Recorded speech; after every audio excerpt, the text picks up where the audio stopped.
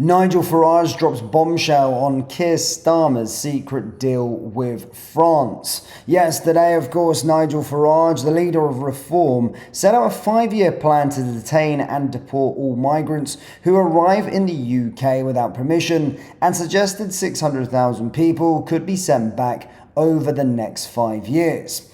Under the plan named Operating Restoring Justice, Reform UK would bar anyone who comes to the UK on small boats and illegally without permission. They will strike deals with countries to return those people. Reform UK said it would make £2 billion available for returns deals, with aid offered as an incentive and sanctions potentially imposed on uncooperative countries.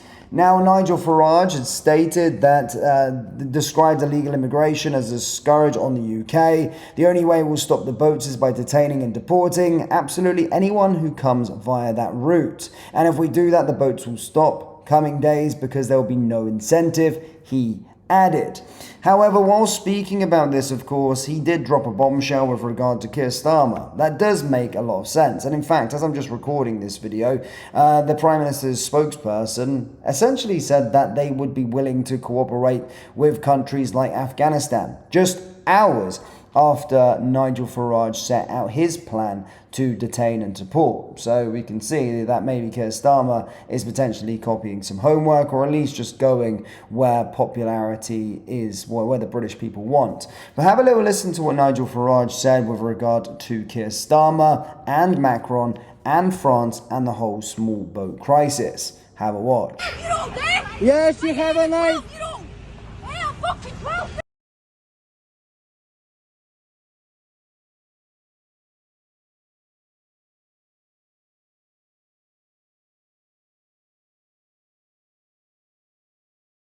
Smash the gangs was never, ever going to work.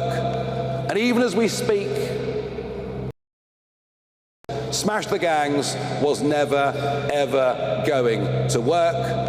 And even as we speak, despite the £800 million we've given the French, even as we speak, there are French naval vessels escorting these boats across to a 12-mile line where they'll be picked up by Border Force or our volunteers for the RNLI if it's a busy day and Border Force simply can't cope. And now what happens is the French give them all life jackets. And when they're picked up by Border Force give the life jackets back to the French so they can reuse them on the next journey. I mean, we're literally witnessing two governments colluding in their support of criminal activity. Well, this issue has become a scourge of modern Britain. Just think about the hotels. Think about the houses of multiple occupancy, and not just the cost of it, but think how unfair that is. Unfair to the 1.3 million British people currently on the social housing list. Unfair to those who have legally made their way into the United Kingdom. It's unfair. And the cost, frankly, is eye-watering. Official figures show the whole thing costs about £7 billion a year, but that doesn't account for the massive scale of operations in the English Channel every day. It doesn't account for the amount of police time and court time that is taken up with crimes that are committed by those who frankly shouldn't be here and have come illegally. Our proposals will save, over the course of the next decades, tens and possibly even hundreds of billions of pounds. By the end of a first Parliament, we will have saved a huge amount of money. It's interesting to see the approach there with regard to it. I've spoke time and time again with the small boat crisis. If they wanted to stop it, they would.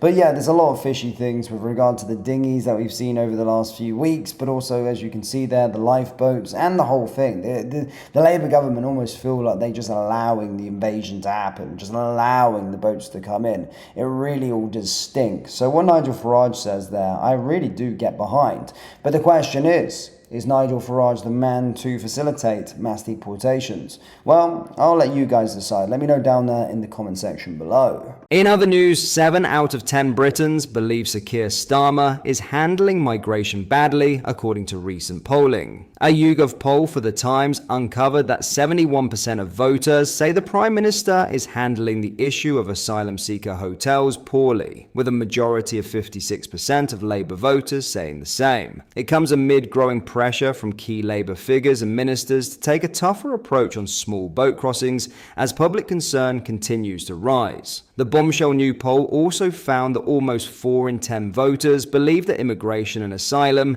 is the most pressing issue facing Britain. In contrast, a quarter said the most critical issue was the economy, and just 7% of respondents chose health. Only 1% of participants said that Mr. Starmer was handling the issue very well. The revelation comes after a High Court granted an injunction forcing the Home Office to relocate up to 138 asylum-seeking males staying at an Epping hotel in the coming days. The Home Office has expressed concern that the ruling may undermine the government's entire asylum seeker policy after dozens of other local authorities have threatened similar legal action. Over the weekend, Home Secretary Yvette Cooper announced plans to radically change the appeal system for asylum seekers amid growing public pressure. Former Home Secretary Lord Blunkett called on the government to take a more radical approach and suggested suspending the European Convention on Human Rights, ECHR, and the UN Refugee Convention to tackle the crisis. Lord Blunkett said, "I think that the individual measures the government has taken are extremely helpful in their own right,